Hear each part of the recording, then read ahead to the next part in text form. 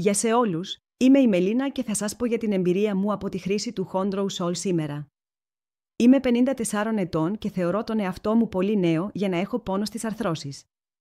Πάντα γυμνάζομαι, φροντίζω το σώμα μου από μικρή και πριν από μερικά χρόνια οι αρθρώσεις μου πονούσαν τόσο πολύ που κλείδωσαν.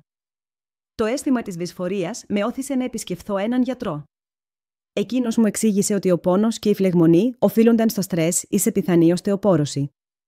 Ο γιατρός συνέστησε το Chondrow. Μου είπε ότι επειδή παρασκευάζεται από φυσικά συστατικά, δεν υπήρχαν αντενδείξεις, ο καθένας μπορούσε να το πάρει και δεν υπήρχαν παρενέργειες. Έτσι το παρήγγειλα online και το χρησιμοποιώ εδώ και 4 μήνες και σε αυτό το διάστημα, ο πόνος μου έχει εξαφανιστεί, πηγαίνω στο γυμναστήριο 3 φορές την εβδομάδα και δεν νιώθω αυτόν τον εκνευρισμό που ένιωθα. Η ζωή μου έχει βελτιωθεί 100% με το Chondrow. Έτσι ήρθα να βοηθήσω εσάς που περνάτε αυτό που πέρασα εγώ και χρειάζεστε μια λύση. Για τον πόνο στις αρθρώσεις το Chondrow είναι πραγματικά αποτελεσματικό. Εάν πρόκειται να χρησιμοποιήσετε το Chondrow, θα πρέπει να το χρησιμοποιείτε 2 φορές την ημέρα για αποτελεσματική θεραπεία. Αγόρασα το δικό μου από την επίσημη ιστοσελίδα και, για να σας βοηθήσω, έχω συμπεριλάβει τον σύνδεσμο στην περιγραφή του βίντεο. Πώς μπορώ να αγοράσω το Chondrow?